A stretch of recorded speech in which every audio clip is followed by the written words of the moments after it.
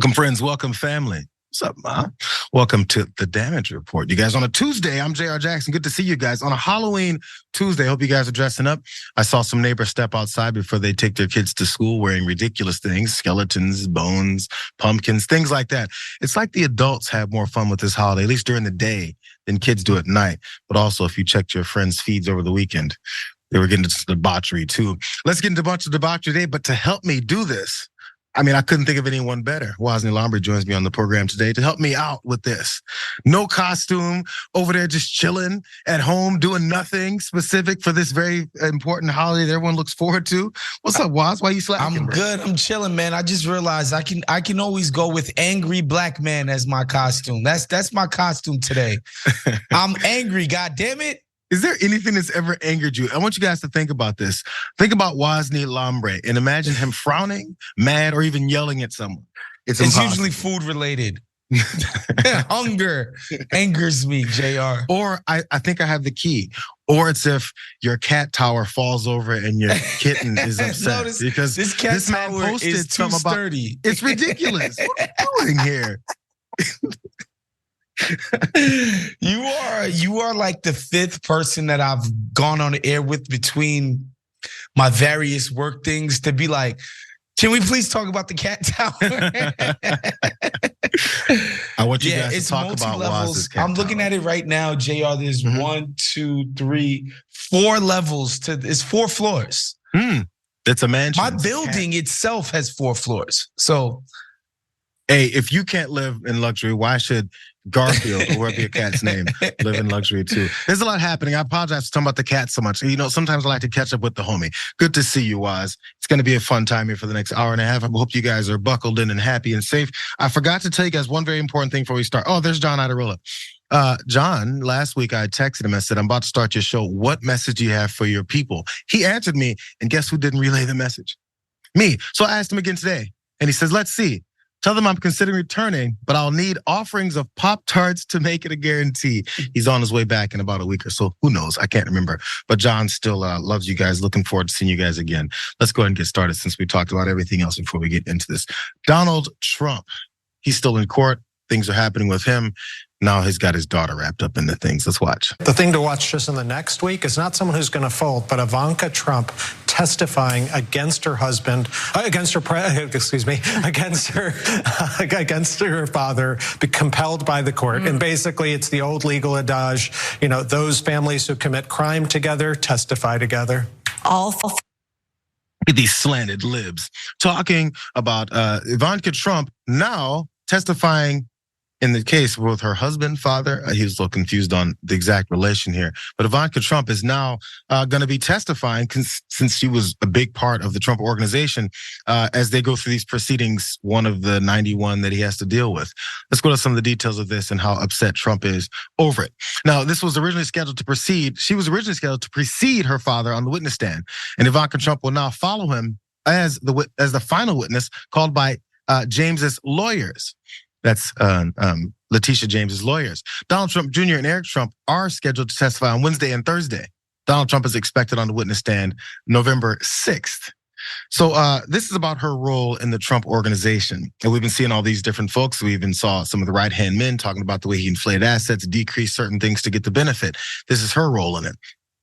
She left her job as a Trump Organization executive vice president in January of 2017. And during her years at the organization, she was involved in negotiating and securing financing for various properties, including a lease and a loan for a Washington hotel and loans for a Doral, Florida golf resort and a hotel and condo skyscraper in Chicago. It's according to those court filings. And this is where her sketchy behavior is interesting for the prosecutors. In court papers that included emails and other documents, state lawyers said that the Trump Organization and its staff also have bought insurance for Ivanka Trump and her businesses, managed her household staff and credit card bills, rented her apartment, and paid her legal fees. All the benefit of being, I guess, a big part and head of this organization. And she isn't facing any penalties on this, by the way. She's just there to then testify about what she knew and what she was involved with there. So she's off the hook, and they've agreed to go ahead and let that happen. And mostly because of how old these claims are against her. But dad or husband, according to that first guy there, wasn't very happy about it. Really fast, Waz, let me read Donald Trump's disconnected response to this. It says, my daughter, Ivanka, was released from this fake Letitia James case by the Court of Appeals. But this Trump-hating, unhinged judge who ruled me guilty before this witch hunt trial even started couldn't care less about the fact that he was overturned. I also won on appeal on statute of limitations, but he refuses to accept their decision. I truly believe this is crazy, but certainly, at a minimum, crazed in his hatred of me. This case should never have started and now must be dismissed. Final statements were low, not high. I think low is low. When something's low, it's also not high. Anyways, had a 100% disclaimer clause. Banks were fully paid on time, on schedule, with never even a minor default. There was no victim except me. Any other judge in the country would have thrown this case out on day one. He's out of his he's out of control nut job who fined me $10,000 over a ridiculous gag order, so that the publicity for the day would take over from the fact that racist James and the judge's star witness admitted lying to Congress on the stand. Case over. Bro, I can't follow. Maybe I'm tired. Maybe it's a little too early in the morning for me. Maybe I stayed up too late. I don't know, but I have no idea what the hell he's talking about. Do you, Was? I mean, I think he's obviously worried. Whenever he's actually worried, this is what he does. He sort of lashes out on Truth Social, and unleashes all of these truths. And quite honestly, I would be worried too if my daughter was testifying on behalf of the prosecution in a case against me. Just the fact that she's even been compelled to go to court at all shows that he's in a bit of trouble here. And that's why I suspect he's behaving in this manner. But yeah, Jayar, wouldn't you be worried if your daughter was taking the stand against you? She tends to, I think, tell the truth when she's cornered like this, especially when it comes to legally and on the stand and as they're trying to figure all this whole thing out. So it's probably not one of those instances where you'll see someone say, oh, my loyalty is to Donald Trump and therefore I'm always going to be that way, which I assume she is, but she doesn't say that a lot out loud unless I've missed it.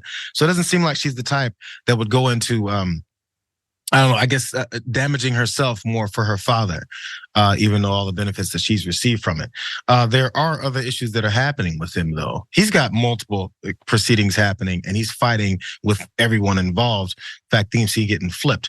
Speaking of these long posts that he likes to put on Truth Social, there's another aspect here. Because aside from the whole thing with happening in New York, Donald Trump is also dealing with a reinstated gag order. Yeah, it was lifted from it. I didn't realize that, but he's done enough work that it's back involved. So separate from that Dominion stuff, from the stuff that was with trying to overturn elections, things are also not looking for him on the Jack Smith side of this whole thing. So under this order, it was a 9-day pause, and now it's been reinstated because Trump doesn't know how to shut the hell up. So Trump and all interested parties in the case are barred from making or directing orders to make public statements that target individual attorneys, witnesses, any reasonable foreseeable witness, or court staff involved in the case. Seems pretty straightforward. Let's see what he's dealing with. The restrictions that U.S. District Judge Tanya Chutkan put back in place on Sunday were ones that she had lifted 9 days earlier to give Trump and U.S. prosecutors more time to argue whether that the original gag order was unconstitutional, as attorneys for the former president had claimed. Now, Trump can now ask a higher court for an emergency stay pending appeal. But in the meantime, he has to shut the F up, is how he responded to it. He said that those limits were unconstitutionally vague, which is a position that was supported by the American Civil Liberties Union. Chutkan said Trump's own actions indicated he understood where the line was. And while the order was on hold, he also posted a comment on social media, calling special counsel Jack Smith deranged and saying former Chief of Staff Mark Meadows would be a lying coward if he testified for the prosecution. Sounds like witness intimidation. Maybe that's the reasons why there's gag orders. One more part here from Judge Chutkan on unpausing that order. This is her reasoning. The First Amendment rights of participants in criminal proceedings must yield, when necessary, to the orderly administration of justice. That's what he doesn't want. She also added that Trump offered nothing that made his appeal seem likely to succeed. She said Trump simply fails to acknowledge evidence that his public statements are often followed by harassment and threats against the people that he then singles out. So one last little post here, because Bill Barr was one of his right-hand men in everything he was doing as well. One of the other folks has turned on him. And of course, Trump, I thought that was fake when he was going after Chris Christie and also Bill Barr and called them fat by not calling him fat, whatever. But this is one more post he had here attacking Bill Barr, which is part of his problem. He said, I called Bill Barr dumb, weak, slow-moving, lethargic, gutless, and lazy, a rhino who couldn't do the job. He just didn't want to be impeached, which the radical left lunatics were preparing to do. I was tough on him in the White House for good reason. So now this moron says about me to get even, his verbal skills are limited. Well, that's one I haven't heard before. Tell that to the biggest political crowds in the history of politics by far. Bill Barr is a loser.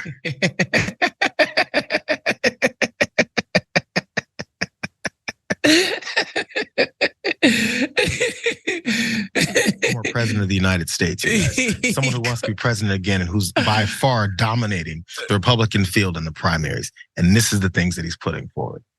Yeah, I mean, it's amazing, honestly. Being that dude's lawyer has to, at first I was like, man, that's gotta be stressful. But if you're charging by the hour and now you gotta file more court papers because this guy's violating gag orders, I guess that's more money for the firm. Yeah. But holy moly, does he have such disregard for the law? Like, to me, obviously, you know, free speech being one of the founding tenets of the nation. Like, I'm sure he's gonna make that argument, but just the idea that this dude could be going through a court case and he just has no regard for any of the procedures and can just be as reckless as anybody we've ever seen who's like a public figure who's on trial. Generally speaking, when public figures are being taken to court, they don't speak to the press. Right. They don't speak at all. They don't put anything out until the case is resolved. Donald Trump is taking the opposite approach of that as a public figure. He's just like, yo, I'm going to get people doxxed. I'm going to call people fat. I'm going to brag about the size of my crowds. He's unhinged, honestly. I tend to not believe when people say, you know, Donald Trump's on the run. He's afraid. He's doing this. He's doing that.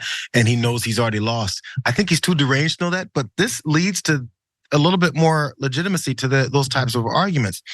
So how is he not running scared if he can't stop talking? Because he thinks the only place he can get any kind of win is in public opinion with his MAGA folks. That's why he brings them up all the time.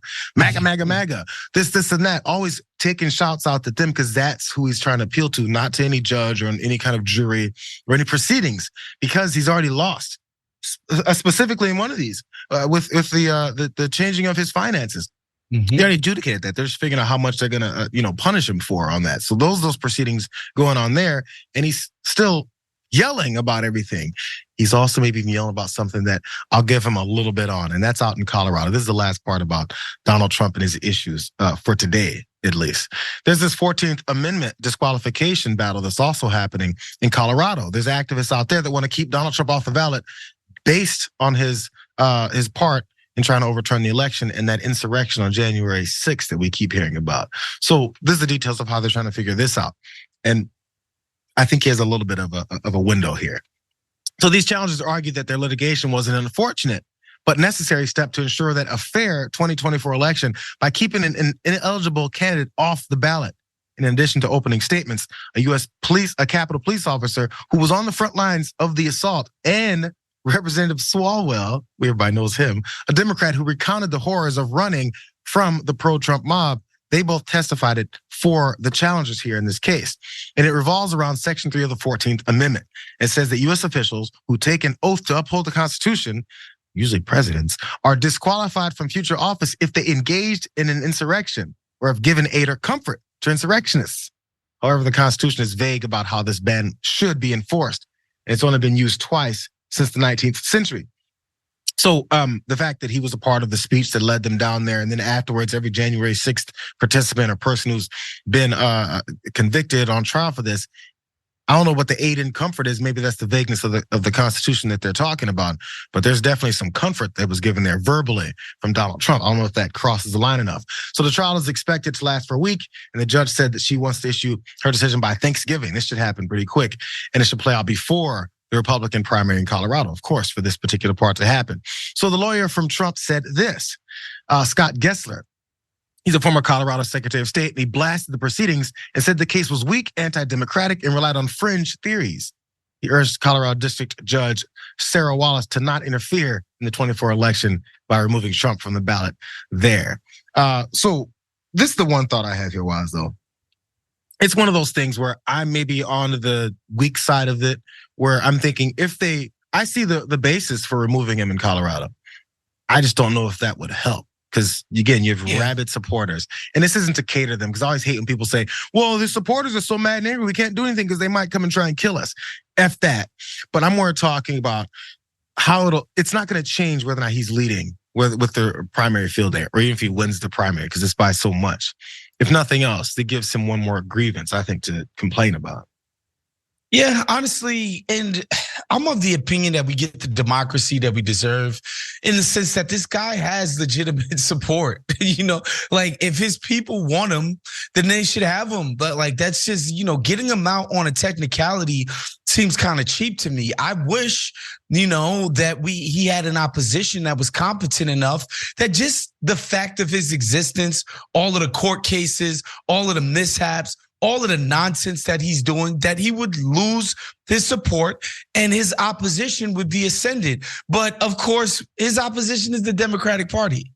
And so that's not the case, right? And so that's the way I see it. I'm like, why can't Democrats court more voters than they currently are able to, right? I see that as a problem of the Democrats, and the idea that this guy, and like you're right, it wouldn't be illegitimate to take him off, but it would be a technicality. And so just the idea that they would be doing that, I don't see the utility in that. Well, there's timid Democrats, and I wonder what degree they can do something. Because look, they have, certain sections of power. When Obama came in office and they had controlled the executive of both Congress and the Senate, and then so when that went down and then they didn't do everything they could have, I see sometimes issues if there's, you have a split government and therefore we're worried about alienating a certain number of people. But the thing is, if you start implementing things or then say what it is, maybe you'll sway some voters. I think it's such a division and such a lack of reality among so many people's minds, which we're going to talk about in a second. It's hard to sway the hardcore MAGA folks, which by the way, we'll do after this break, because there was one of the friends of the show, David Schuster, bravely spoke to many Trump supporters outside of an event, as we tend to do sometimes. And his patience is the main thing that we should discuss after this break, because the things that we heard and the things that people actually think and actually would do if they don't get their way behind Donald Trump is outstandingly ridiculous. We're going to do it in a second. We'll talk about all that after we talk to you guys in this break.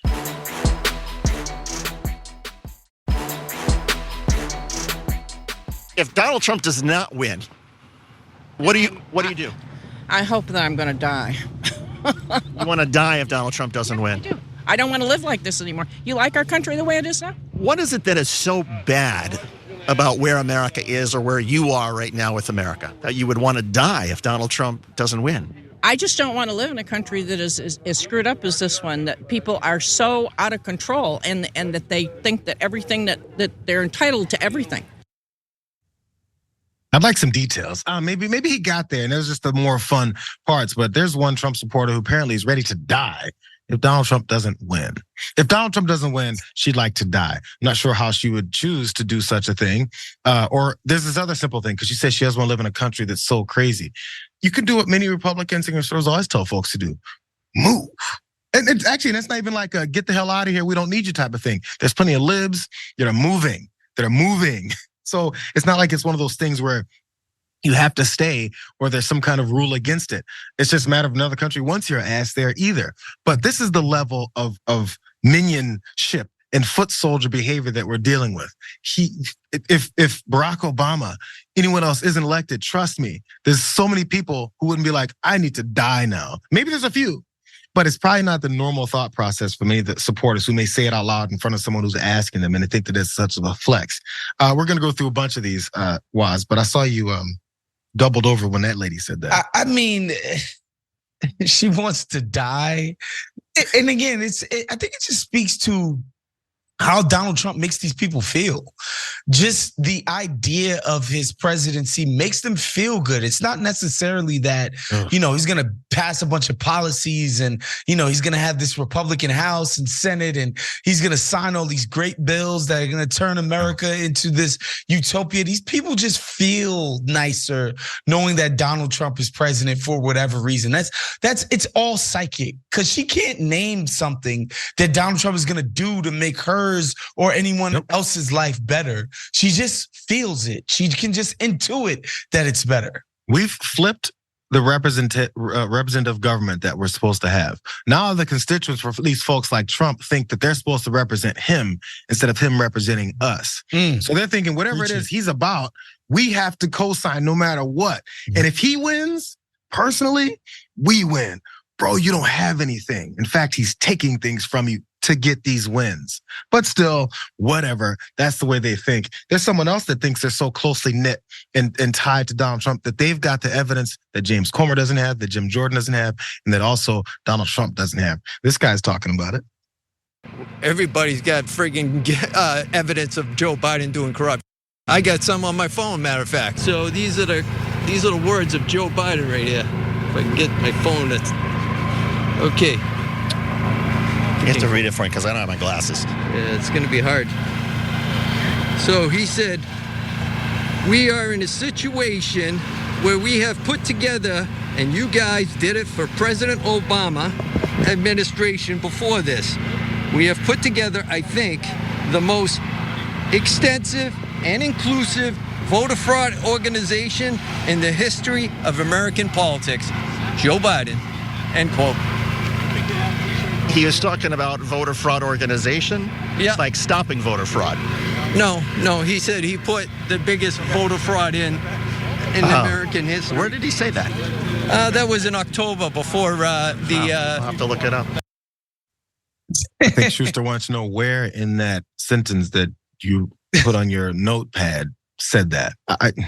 Joe Biden. Listen, man, just because their leader, Donald Trump, is like, a cartoon criminal. That he's like, who's the guy from Austin Powers? Dr. Evil? When Dr. Evil literally could not do his evil without telling everybody his evil that he's gonna do every time. And then his kid in the movie was like, why don't you just do it? Why are you telling everybody? It's the typical villain thing from every cartoon. Why would anybody announce their full plan for how they're gonna break the rules and break the law and then be the most anti-American president ever? The reason they believe Joe Biden would say such a thing and then actually do that is because their leader does it. He points out every illegal act he's willing to do, has done, and is going to do later and go, I'd be stupid if I didn't do it. That's how he began his campaign back in 2015, 2016. I break rules and I'd be stupid not to because I'm Donald F. and Trump. That's what he said. And then ever since then, he's done the same thing.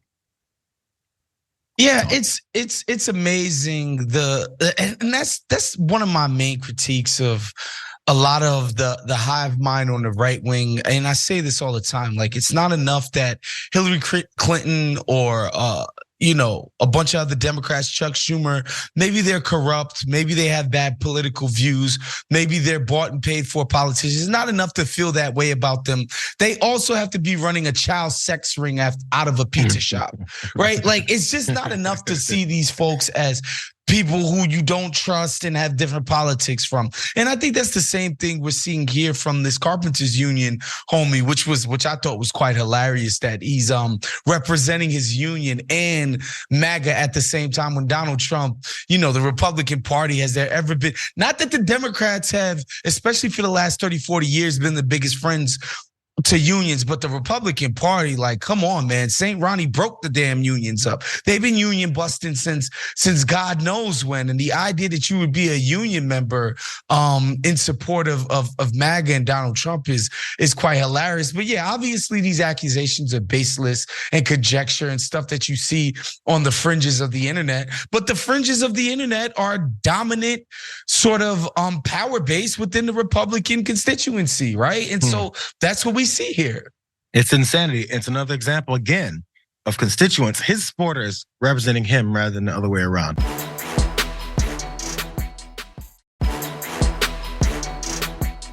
The biggest problem right at this point to me would be all these people coming in across the border. What is the issue with the people coming across the border? Are you afraid of them? I don't know who they are. I don't know who they are, and now they keep showing that the ones that are coming are all the age of young men who could fight. So do we want an army against our army? What is it about the illegals that's so problematic? They come in not wanting the American dream. Like years ago, the illegals came in for the American dream. They came here to work and make a better life for them and their family. But I thought that's what they're crossing now. They all say, we're escaping violence in Ecuador and Honduras and all these sort of places. To me, they're coming in to ruin this country. We're going to get attacked in the middle of this country because of some of the illegals that we can't vent are coming in, and that's their way in to get us. The basis for all this is fear. Look, how much do we tout and talk about the strongest, most precise, badass military in the history of the world? We're gonna let a few migrants roll in and destroy. She said, do we want folks coming here that we don't know who they are, then fighting our army?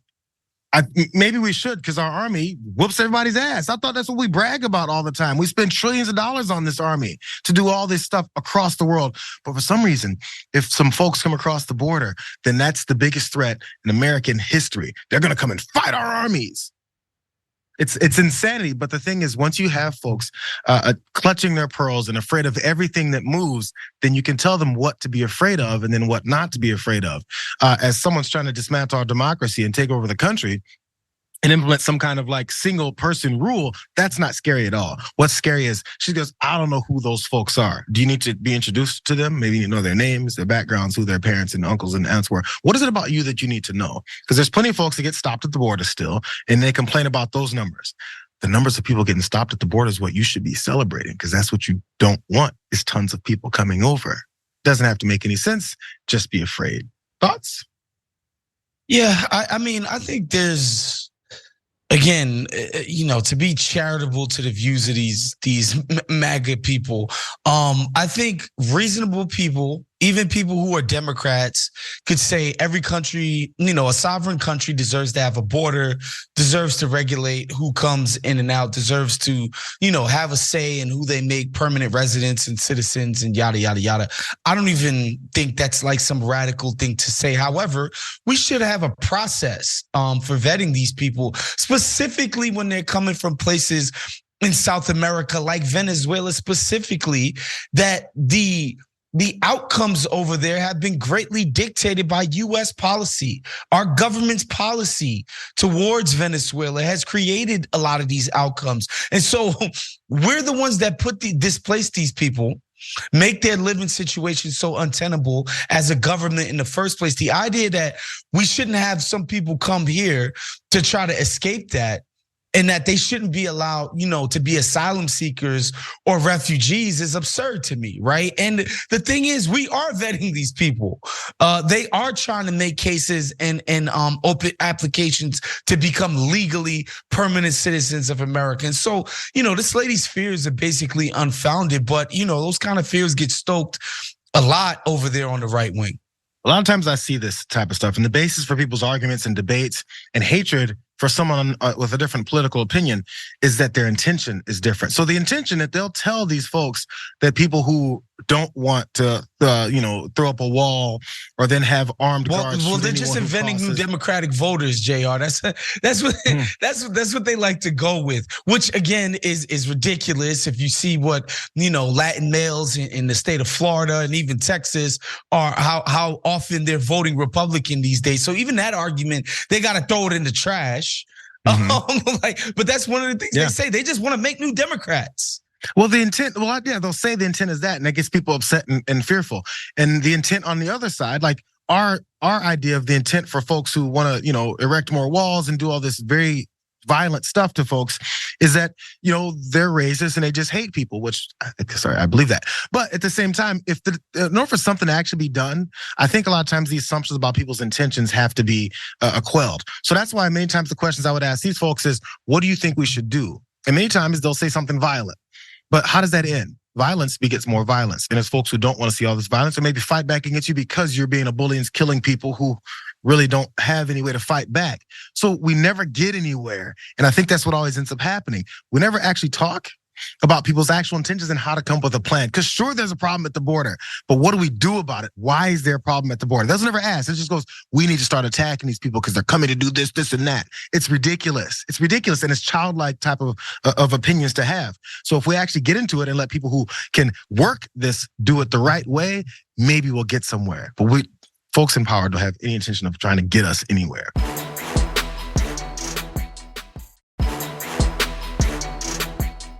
With AI, fraudsters can take 3 second, and you all know this, 3 second recording of your voice. I've watched one of me on a couple of things. I said, when the hell did I say that? But all kidding aside, 3 seconds recording your voice and generate an impersonation good enough to fool, I was going to say your family, fool you. I swear to God, take a look at it. It's mind-blowing. And they can use it to scam loved ones into sending money because they think you're in trouble. That's wrong. I know Joe Biden's talking to folks who maybe don't know about this, but watching it seems like he's telling people, did you guys know there's this technology where they can fake who you are? I wouldn't even know it. They can scam you for money. Yeah, we know it. I know it, but still. I guess you got to tell the people who don't know. Joe Biden there is doing some things as far as AI and trying to limit the types of damaging things that maybe some of these AI companies could allow the technology to pull off. Here's some of these things he's planning with this executive order, since Congress hasn't done much so far. The executive order exerts oversight over safety tests that companies use to evaluate conversation bots such as ChatGPT, and also introduces industry standards like watermarks for identifying AI-fueled products, among other regulations. The batch of reforms amounts to the strongest set of actions any government in the world has ever taken on AI safety, security, and trust. That's what the White House Deputy Chief of Staff, Bruce Reed, also said. This is what's in it, you guys. Companies must conduct safety tests and share the results with the federal government. Oh my God.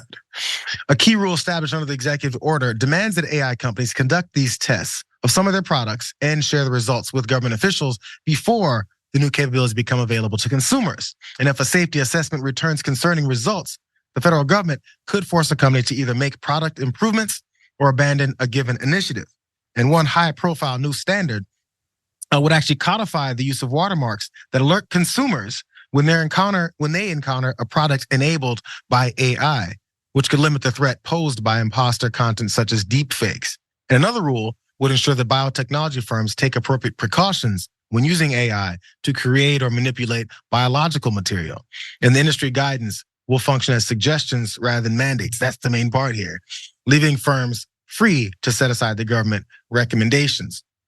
So it's a little bit of oversight, and it's some rules maybe in place they can use if they want to be within the standards or whatever they're asking for, but it's definitely not a mandate. And I'm not sure if you saw this, Woz, but I remember I'd heard about it, and I finally looked it up this morning of, who was it? One of the Bella Hadid, and there was that deep fake of her as she's been staunchly in support of these innocent Palestinians that are being killed. And basically her flipping the script and saying she understands everything and this attacks are coming to Israeli citizens and all that. And I don't know how many people were fooled by that, but what I saw was an obvious deep fake, even though it was well done. At the same time though, how much better is it gonna get soon? Yeah, I'm a bit cynical about it, Jayar, to be honest. Just think about something like the food industry that is heavily regulated in this country. However, food manufacturers, or what we call food anyway, these processed foods, the way they manipulate the labeling, it's intentionally to fool consumers into thinking they're buying stuff that they're not. Buying stuff that's healthier, buying stuff that's less processed, buying that kind of stuff. Like they skirt these freaking rules all the time. And so I'm pretty sure by the time the tech lobbyists get done with Congress, please, man, AI is going to be about fooling us and making us part with our money or our attention so that they could sell us ads and that kind of thing. Like it's just going to be another way for them to essentially find ways to keep our attention to sell us more ads. This might be that part, and that's actually in this couple of graphics. I want to jump down to the fifth graphic here, you guys, though. And speaking about that, that's the natural standard way. And then the fear maybe comes from the negative sides of all that information being out there. And I've been trying to think of ways, because I had some friends that never found themselves on social media, never found themselves on any of these types of things. And I was like, oh man, that's kind of, I guess, smart, but also maybe a little boring at the same time. I feel like I'm starting to hit the wall. And I'm gonna start, reversing course about how much is out there about me. But still, whatever has happened, let's go to this fifth graphic, because this is what Americans generally think about the use of AI and the type of things that are potentially harmful with it. There's a share of adults who say they have select concerns about AI. So 80%, that top bar there, is AI used in malicious cyber attacks. I think everyone can agree that that'd be a problem. Going down, it's AI used for identity theft at 78%. Not holding those using AI accountable for their actions. People concerned about that 76% of the time. Same for AI being used to harvest and sell personal data. Good. Also, AI used to create deceptive political ads, 74%. An unfair distribution of AI causing harm to disadvantaged populations, dropping rapidly. And then lastly, it being used to replace me at my job among those employed, at least it says there in parentheses though. So I think those are the two big things. You start about the advertising, taking people's data, but then also, which has been the original, I think, thought is how much it's taking people could take certain folks' jobs, and many times those jobs being, automated things that, customer service folks may be involved in, and where they then go next. One more chart here, you guys, because this one interests me as well. And this is the main thing about this. I won't go through each one of them, but these are things that Americans had a negative view of AI's impact on privacy. And then they had positive approach on things that it could help. The thing I noticed on the not sure bar on the end there, a large number of people are not sure about whether or not things are good or bad, no matter what the topic is. As obvious as the first one being people finding product services that they are interested in online. But as we go down, we got 35%, 37%, 44, 42, 47, 40. Those are significant numbers of people who are on the I don't know or not sure range, which means nobody knows exactly how this is going to look, how it's going to affect them, how they should approach it. And I'm one of those people. I mean, you seem more definitive about either jumping in or jumping out. Waz, your last thoughts? I mean, I'm going to avoid it as long as I possibly can. I've just become, as I've gotten older, I've just become skeptical of the utility of a lot of stuff that we call tech or advancements in technology at this point in time. And so, yeah, I'm not like scared, like, oh, AI is coming to kill us in our sleep. I'm not like that. But at the same time, every time, Facebook or, Apple or whoever puts out some new thing that's AI based, I'm not running to it so I could be like, oh, I want to be the first to try this and implement this into my life. I'm not, absolutely not. Yeah, something else stuck out to me because in New Orleans, they're using more facial recognition. Not that this is necessarily AI, but still computer generated technology to help with normal things like police work. And it's details in this, it's political article, so I won't go through the details deep, but the idea is the number of times they used it, I think it was a 15 different, suspect sample size. 14 out of the 15 were black folks, number one, because that's still human selection, who they choose to run the facial recognition through the system against. But then also 6 out of the 15 that they went through were absolute non-matches and made no sense. And then 3 of those 6 were also no good. So I think out of all of it, 1 actually tracked after it's been a couple of years of them re-implementing this technology, and 1 has actually panned out, and the rest have been false connections and things like that. But the thing is once police then go off of that or feel more comfortable with whatever the technology tells them, who cares if it's good or bad or if it's accurate or not? Police work has to be the thing that does that. Sometimes they get lazy. I want to point that part out as we're talking about new technologies and how it can affect people even if they don't want to be involved. Let's take this next break. You guys have a lot to say about the last couple stories that we did, but also after that, when we get back, George Santos might be finding his way out of Congress finally. Maybe, we'll see. And it's not because of Democrats, surprisingly enough. And also, we have more studies about hate crimes. They're expensive, bro. They're expensive. Let's talk to you guys in a second.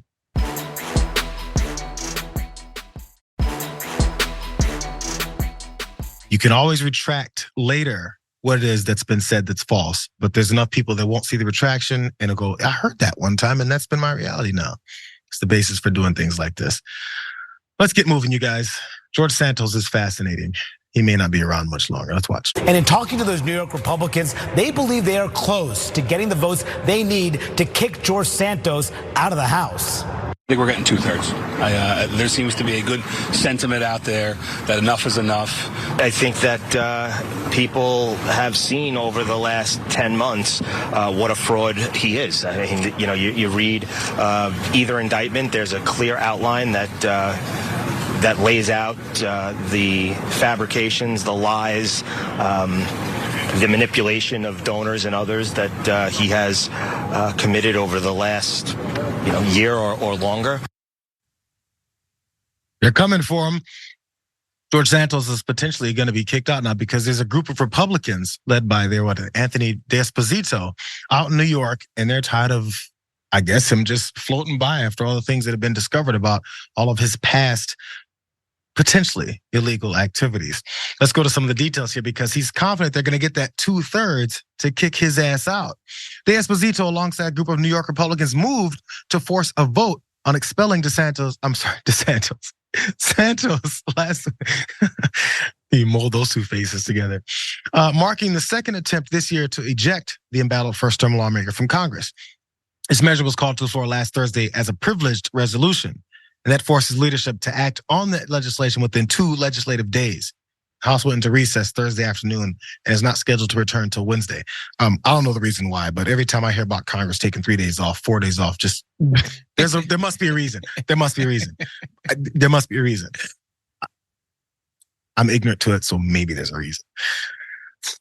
But it's ridiculous. There's more though. Leadership can now motion to table that resolution or refer it to a committee, both of which would require majority support. If the legislation is brought to the House floor for a vote, it will require the backing of 2/3 of the chamber to then kick him out.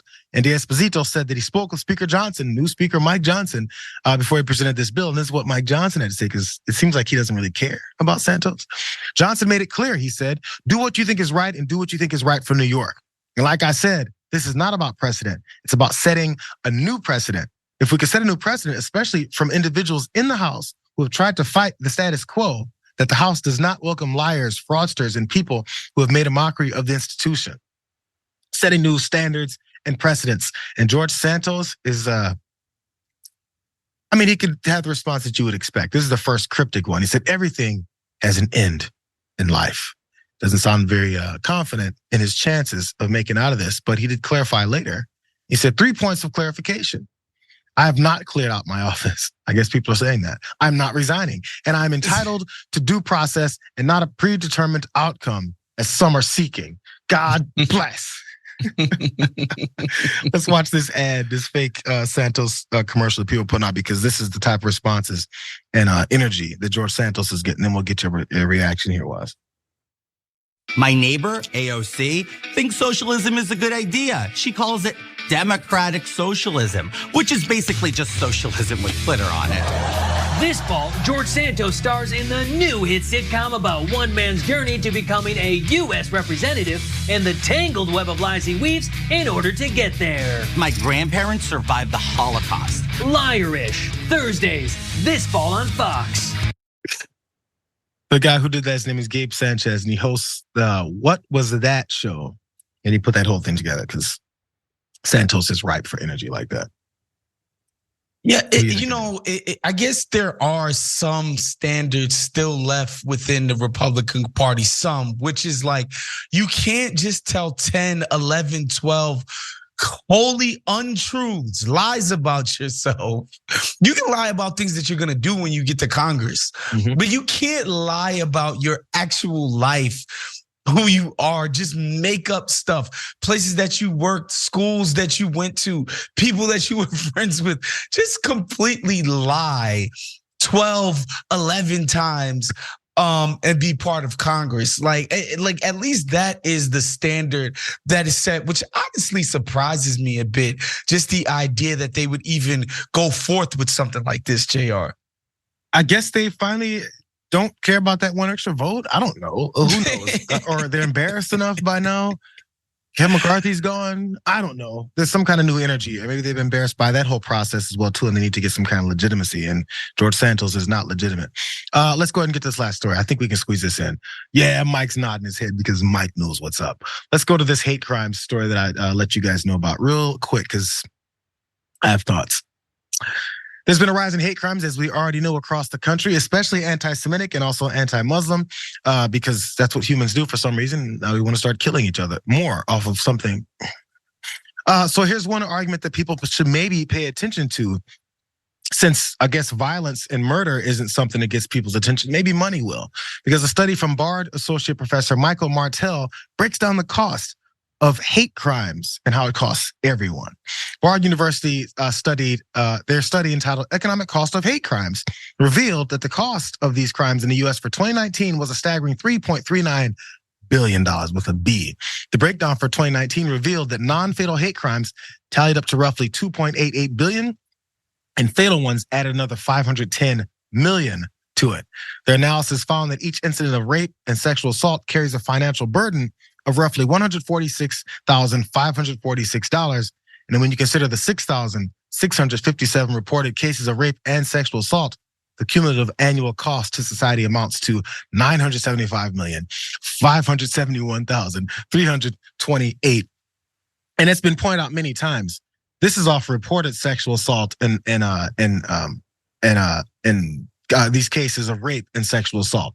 So imagine if they were all reported, how much more it actually affects folks. There's also a graph on it as well too. But the FBI, on top of this, also reported 13,700 victims of hate crimes in 2022.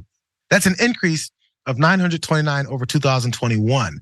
And aggravated assaults, property vandalism, and intimidation were among the top offenses for 2022. And when you consider all those categories, hate crime, as defined by the DOJ in the US, over the course of last year amounted to $553,606,211 and some change. So after all those numbers, billions of dollars, hundreds of millions of dollars here, another 510 million here, they get added to it. Rape, assault, hate crimes. Maybe our elected officials will start listening because it's money involved. To that I say, hell no, they won't. Why would they care? We waste money on everything, and let alone actually doing something about hate crime that would actually be helping people, especially people who generally our elected officials don't pay any attention to because they don't have any power. Yeah, it seems like a major problem. The spikes have been happening since like 2014 or 15. The FBI has been reporting that these hate crimes have been on the rise and have become a major threat. I'm not surprised that it's really expensive to adjudicate these crimes, but I'm not confident that our elected officials could actually chart a way forward here.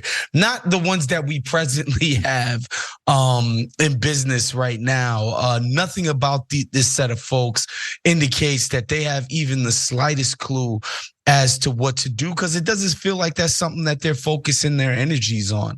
Most of them are just out fundraising and just parroting whatever our corporate betters tell them to do. So I'm not surprised by, obviously there is the human toll, but the financial toll doesn't surprise me one bit.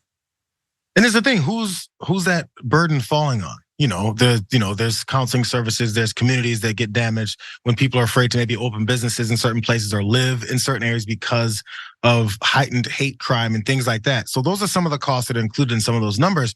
But then again, why would random guy who's a representative or a senator from Arkansas, Nebraska, Maine, anywhere, be like, yeah, you guys, we need to do something about these hate crimes in the country because it's costing other people too much money. People are suffering under it. People are afraid to do certain things. Insurance costs go up if you're going to open things in certain areas, or you're just afraid to step outside your house. Why would they care when they don't care about anything else that's been going on? It's about, as you said, doing the bidding of the people who pay them, getting back in office, making more money, having more of a prestigious career in Congress or in the Senate, or anywhere else as a staff or whatever it is. But people just generally don't care about this stuff. And honestly, sadly, I want to talk about this story only to point out all those numbers and to point out they don't care. Nothing is going to be done about this. Please. Half of our politicians promote this stuff. So why would they want to do something about it? Because of money. They really, really don't care. I care about you guys. Care enough that if you guys really want to continue and jump on more with everything throughout the TYT network, you can become a member, youtube.com. There it is. Sorry, it's Member Appreciation Week. That's a damn shame. I should have known that. Visit tyt.com/notice for details on Member Appreciation Week. And if you want to be one of those members that gets appreciated, go ahead and go to tyt.com/join. I believe that's it. You guys can do that. Until then, take a hold of your butt cheeks. Hold on very tightly. We'll be back for the aftermath in a few minutes. Yeah, Woz is going to hang on. So please, you do too.